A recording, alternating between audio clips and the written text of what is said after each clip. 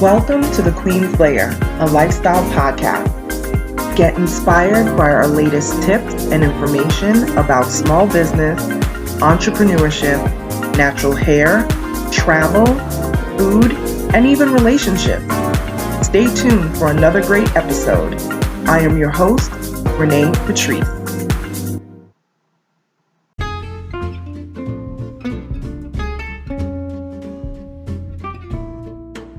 Welcome back, everyone. Thank you so much for tuning into my podcast once again. I got another email. I'm loving these emails that are coming through, especially when it's something that I haven't really covered before. And this I haven't covered before, not in any great detail. So I thank this person for sending in this email. But basically, I'll give you the background and the gist of this. This individual is kind of struggling with being self-employed. They were a salaried employee for many, many years, and then they became self-employed. So they have their own business, and they do all different types of virtual assistant services and things like that. Okay. So their administrative services that they provide, what's happening is that they are feeling kind of down because the people who have contracted them, companies and a couple of individuals that have contracted them, they're saying that they feel like they are their boss, even though they're an independent contractor. So first, let's define salaried and let's define self-employed. Okay, a self-employed person, they don't work for any specific employer, right? For a specific salary. Self-employed people are independent contractors. So they're basically, when we're talking taxes, 1099, right? They earn their income by contracting with a business, right? So it's usually them contracting with the business or individual brand or whatever the case may be directly. All right. When you are salaried, on the other hand, is a W-2 type situation, right? Which means that you now have insurance. You now have, all of your different FICA, all whatever. Child, it's been so long since I've been a salaried employee. All those things that they take out of your check, those things come out of your check, right? So you are salaried. And I would say that there's probably a certain level of loyalty in salaried employees, just because most of the time, most companies, although it may not be too serious, but most companies would want to know that you would not work at the competition at the same time. You know what I mean? It would be kind of weird if you worked at McDonald's and you worked at Burger King at the same time. And a lot of companies, and I don't know what McDonald's and Burger King does in these type of situations, but I know a lot of companies do have specific guidelines about working with the competition, direct competition, and also being a part of certain political protesting and things of that nature, depending on the business that you're in. Okay. I worked for a media company at one point, and being involved in, political type unrest or, whatever they deemed as, protesting or whatever the case may be, was extreme. It was not even just frowned upon, it was forbidden. So you had to be very careful about being openly vocal. Not that you couldn't have your own opinion, obviously, but being openly vocal and physically being a part of protests and things of that nature, because of the nature of the business that we were in. And I know many companies that are not even media companies definitely stand firm on those sort of things, because when everything's said and done, you are a representative of your company that you work for, even outside of the business. So, like you see these videos of people yelling and screaming and fighting or being racist or whatever like that. People always go for their job because you're going for their bread and butter. You know what I mean? So I know it doesn't seem fair, but I don't want to know that an employee that I have is binge drinking on the weekends and tearing up the town. You know what I mean? Because eventually that is going to seep into how you do business, and maybe the reason why they may be constantly late on Mondays. Like there's always a something in the background contributing to certain things that we may not even know. So I understand why companies, crack down on things like that. So being a self-employed person does not keep you under anyone's thumb. It actually keeps you very open to working with anybody you want. There may be people that are going to contract you, companies that will contract you that will politely ask you not to work for the competition. But honestly, if any companies don't want you to work for the competition at the same time, you being a self-employed person as an independent contractor, then they need to do a salaried situation. I need to have more, it's not skin in the game. I'm trying to think of I need to have more confidence that you are going to keep me around. You know what I mean? Because once you become a salaried employee and you're fully vested in the company, well, even if you want to get rid of me, you got to give me severance. You know what I'm saying? Whereas in a contractor situation is not necessarily the case. There's usually very clear guidelines on the last of money that's owed per whatever project that you've been working on, or it's very specific, right? So being self-employed, don't ever get it in your head as being an independent contractor that you have to feel like somebody's ruling over you, because I have dealt with that. I've dealt with it in corporate America and over on the other side as an independent contractor, where people just feel like they can boss you around.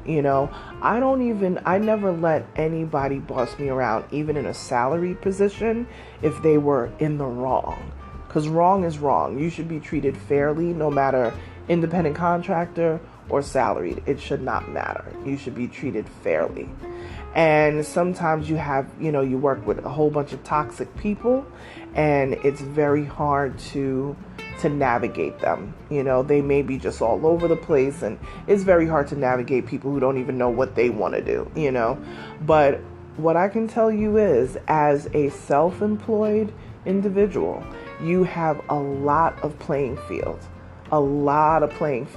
So if 3 companies come to you that do the exact same thing, you can take all 3 of those contracts on and don't feel any kind of way about it, because they have that company has not showed a commitment to you, as in, we're going to give you some health insurance. We're going to make sure that you have a great work-life balance. You have a certain amount of,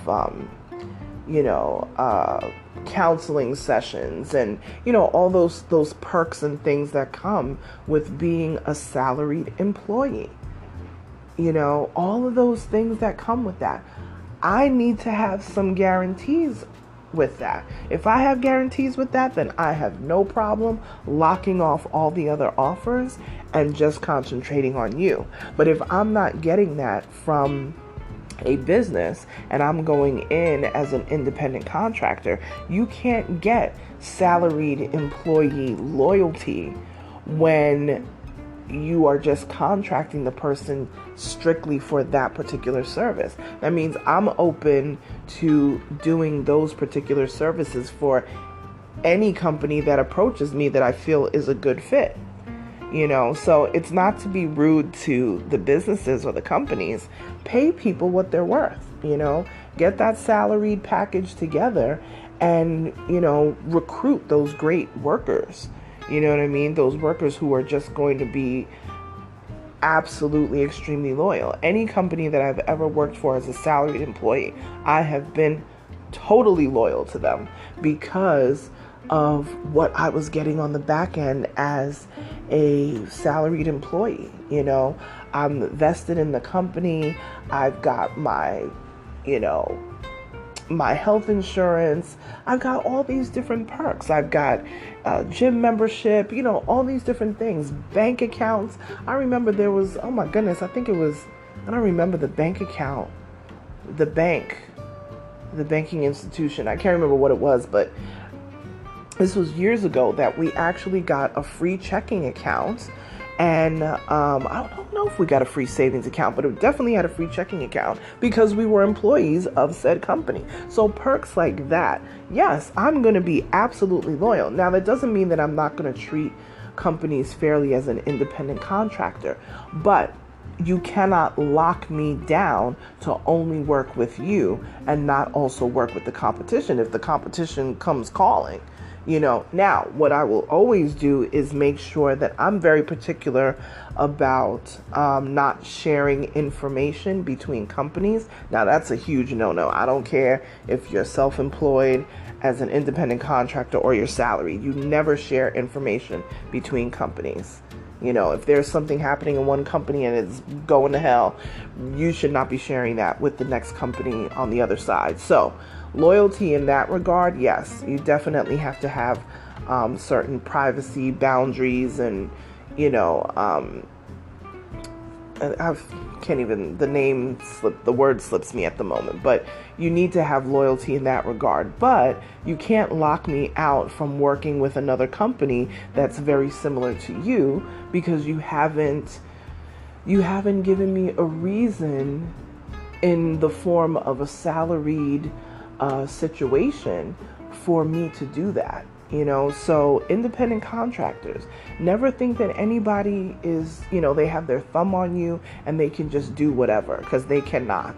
Write a great contract. If you have issues writing a contract, pay a lawyer to write up a really great agreement and contract so that it is very clear what you are going to provide, the services and things that you're going to provide said company, and what that compensation is going to be, and the frequency of that compensation. Is it once a month? Is it every 2 weeks?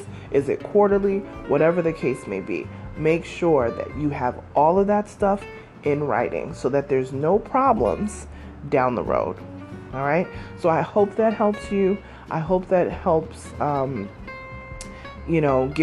make you feel a little bit more empowered, as a self-employed individual, because it is tough.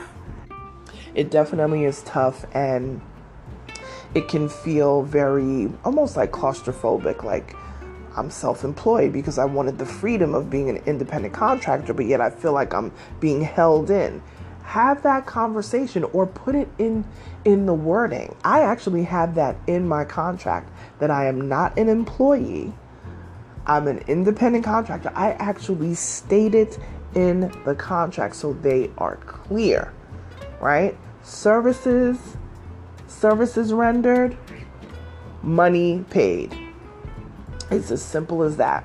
Make sure that you're on the up and up in how you do everything, but this is services, money paid. So make sure that, whether you're providing products or whether you're providing some sort of administrative services, that you provide what you say you're going to do. And if you go above and beyond, that's up to you, but provide the things that you said you were going to do, and then make sure that you're compensated accordingly. And that's it. All right. So I hope this helps you. I hope this, again, I hope this makes you feel more empowered and doesn't make you feel like, you can't have wiggle room or whatever. And again, all you have to do is come to the table and have a conversation. I tell my clients that all the time. Before you build something up in your head and you have no idea what I'm thinking or what's going on, or you're confused, pick up the phone. Send an email like, hey, can we have a quick meeting?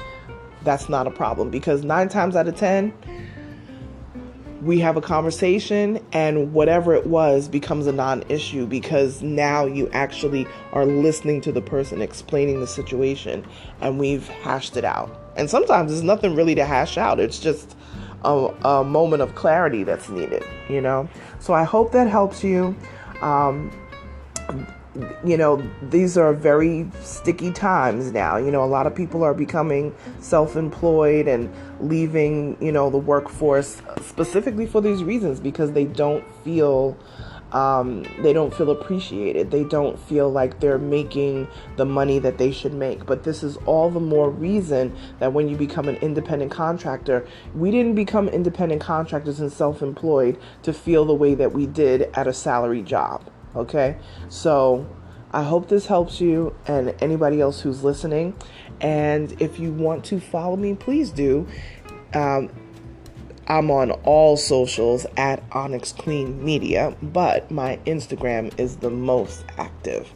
And if you want to email me, send in your question that you would like me to answer on this podcast. I create a whole episode out of it. hello@onyxqueenmedia.com. Bye, you guys.